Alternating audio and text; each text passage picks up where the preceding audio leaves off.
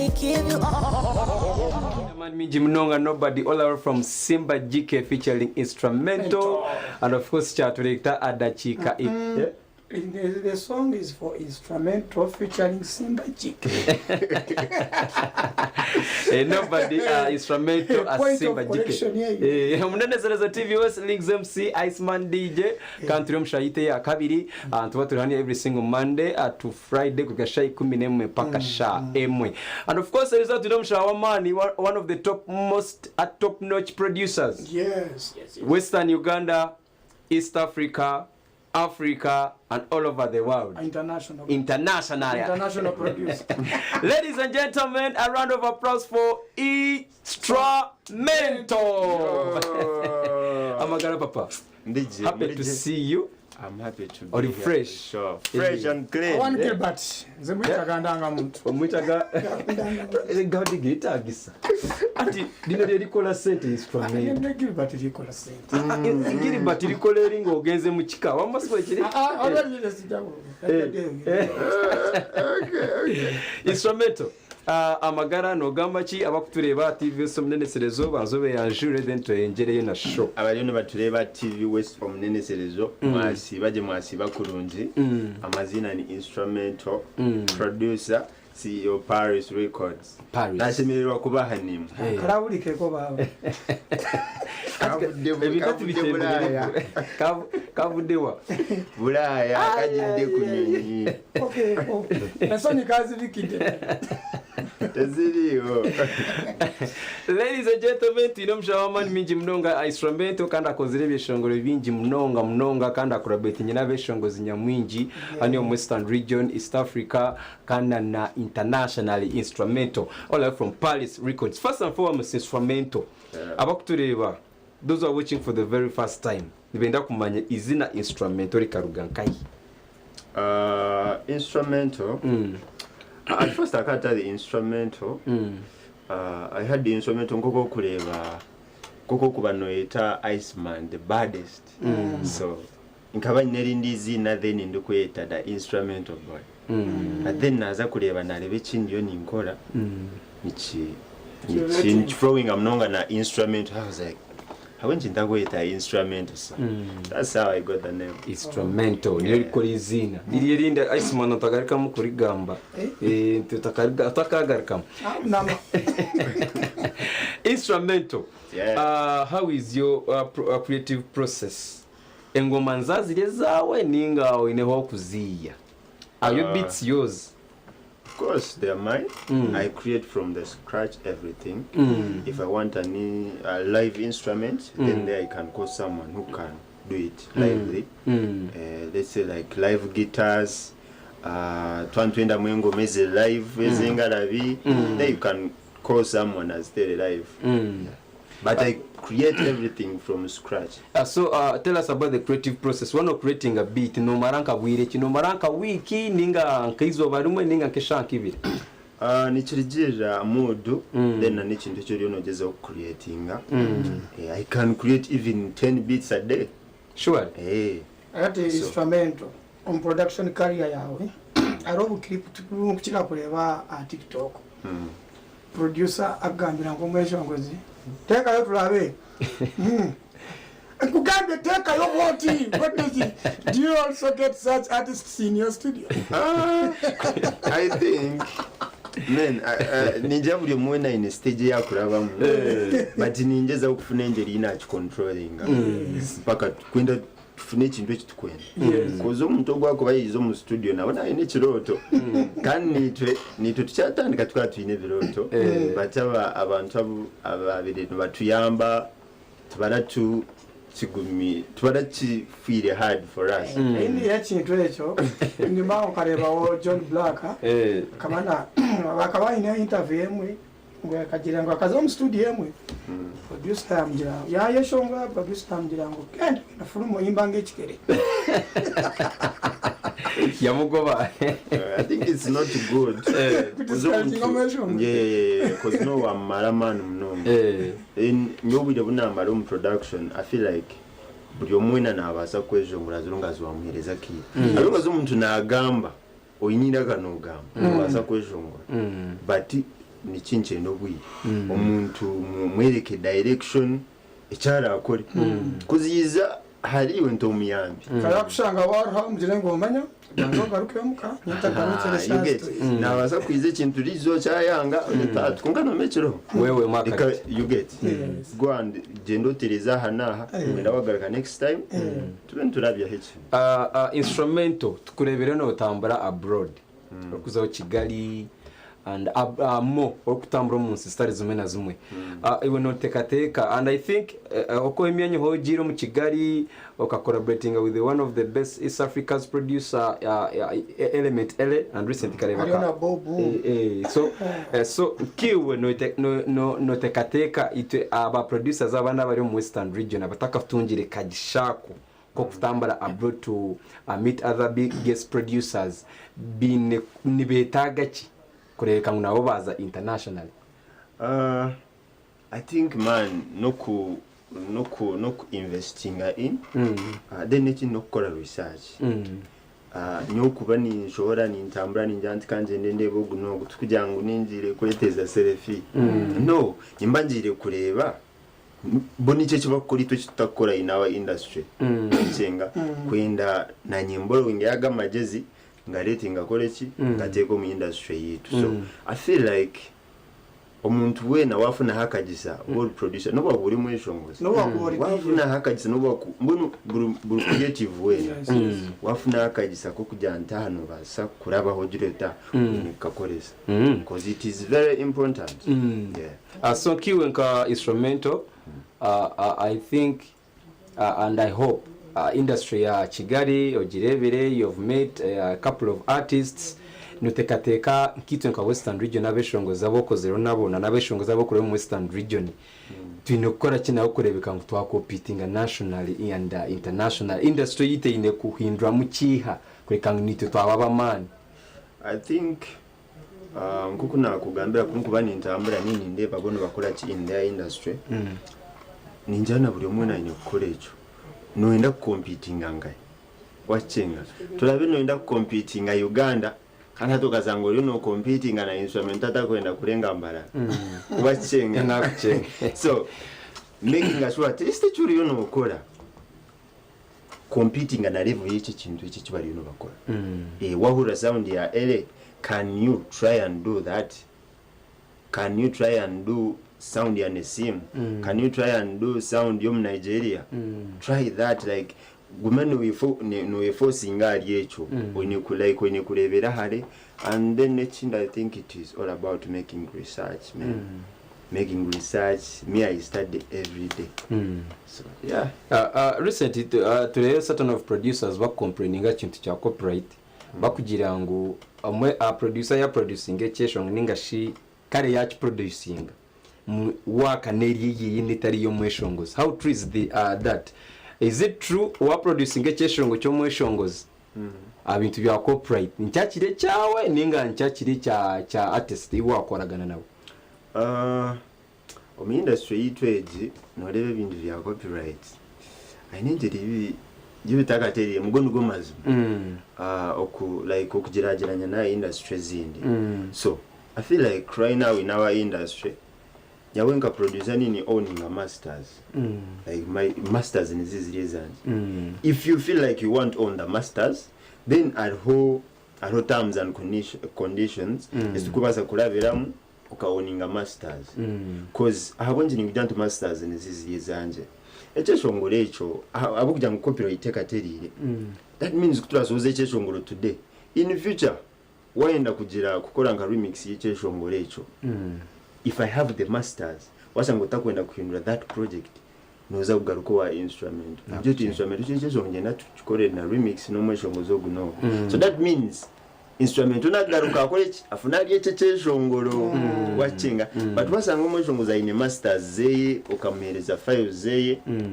nata chikwenda sure nakugaje ndarondo ndizo muntu but wasanga nti copyright eriho uzange nto mweshongozi ya split in a percentage I think ibi byona bikabe bitaro umweshongozi akabe na owning a masters recently turebereho eshonga za wizo na UPRS Wizo akaba ebishongo byahandikise na UPRS, and I hope you instrumental you also have your own work eri mu mazina gawe. Have you registered your work with the UPRS ninga toka bile? I haven't. You haven't? I'm still studying about it. Njiriyo ningezaho kugichenga je nekore it. I think abo ine nanga album ejo shohize yawe. You better wake up. I'm still studying about it. So why cause nindeba hati ngokuwangambira ndebire wizo tapostingira ashemerire nje. Ebyeshongoro byeye agizire babi deleting etachenda kwatagana nabo ebyarugese ngire nabo because bakamera zakasente kache bakamereza emitwara 28. Yet beshongire over and over years. Yes. So I feel like bine kubanza batereze ensonga ejo cause hati nkito abantu abokuba bali batandika kuza kwesige ejo UPRS like na copyright ejo stuff tune kurebera abantu abo already cause hati wasanga nka wizo hariyo nara ado mwana hariyo natandika we in chorus you get so I feel like bine kubanza batereza then can't be tuchaiga. Okay. How it works. Let's talk about your latest project right now. Instrumental SZNEP. Adio kajianka yokora EP because think arebaga producers bakora EP actually instrumental most and region wawanze gukora EP. You know what it is man? Sure. Okay. Adio kajianka yokora EP ya instrumental SZN. Kandi amazire wire cyo okamara wire cyo kukitekateka aho kukikora cyo gukiri different no ipyo no album album as an artist yes I'm sorry for that I think idea ekereyo kwereka unity eri mu industry you get a producer na basa kugera collaborating in other songs you get like producer nabasa kufuna vision ayafuna vision ngozi abateke abarete babase creating that vision is like a live so that was the idea. I think I've been planning for almost like 3 years because some projects in Kola 2023 zilia EP so it's been like twire chini munga I want to create like young planning kare I took my time to give you the best and even spotting the right artists. Challenges otungire zyo kwerejo EP na basakutandera mu challenges otungire because buli omu ali successful ina challenges zabera itamu atugwesa zasiranze yagenda mu yali mu gumite phone ku mutwe teka mwawo ngati teka muti asa gumite na ikakuriga but anyway the song is also doing well so iki instrumental challenges otungirize gukora EP ejo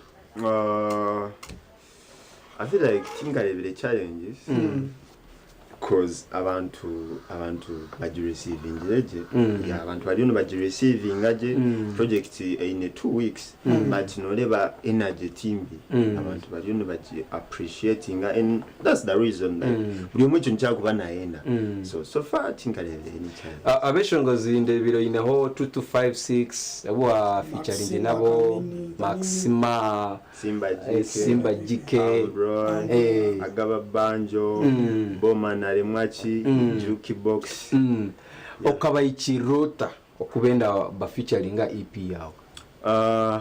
Of course I've been working with those guys for a long time now. Wa kureba abantu abinyo ya EP na beshongoza binatangire nababinji nge nakabondo akabondo kabondo no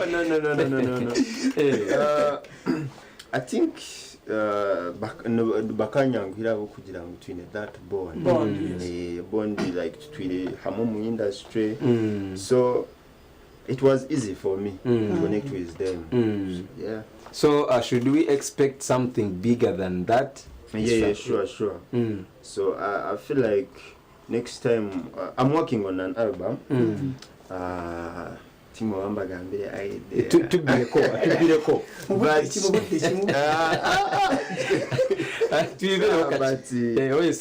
Omuramwa gwa album nokukwata omweshongozi wa Western kamuteeka omweshongozi ali outside Western Uganda, let's say Kasese, Kampala, even outside Uganda. So album nukwera very. So should we expect a collab between you and Element? Definitely. Because tiza tukagire ba social media.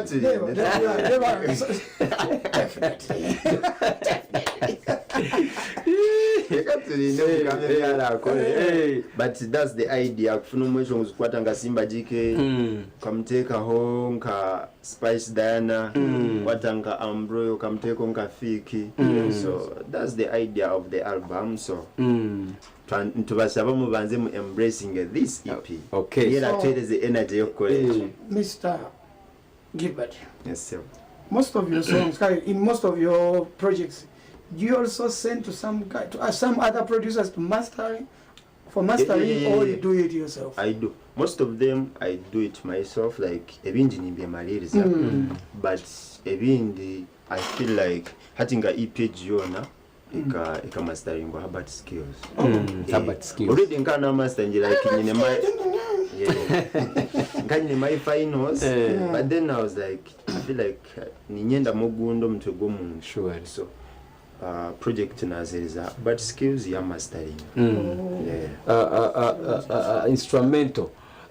There is an upcoming artist akwenda kora niwe konkana afutina ayebuza ntuseho ntya wali studio ya so no mugambira ki upcoming artist akwenda kora niwe ebyetago ebyayine kuija credentials ebitago cyo kubanza no kubo inecheshongo but ebindi biri easy maririza studio abo kuntina abantu mwetinkukanga paka yobaza no yambo iragijeko instrumental you should feel free.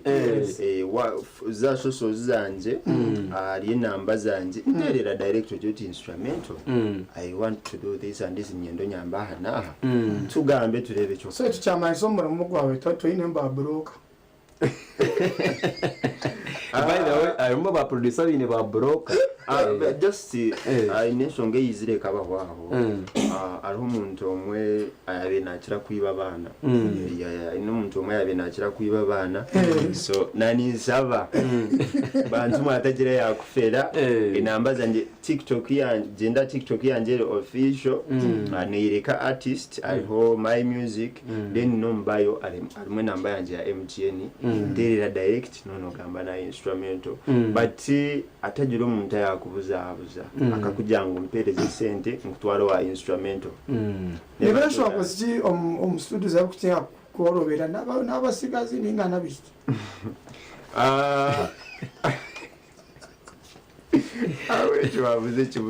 but I feel like abeshonguza binja bunkora nabo nubanyanguhira nanye nimbanguhira abeshonga yakire instrumental. Let's go for your fans, let's go for the artists, western artists, tukwendera Omuneneserezo hano ya TV West.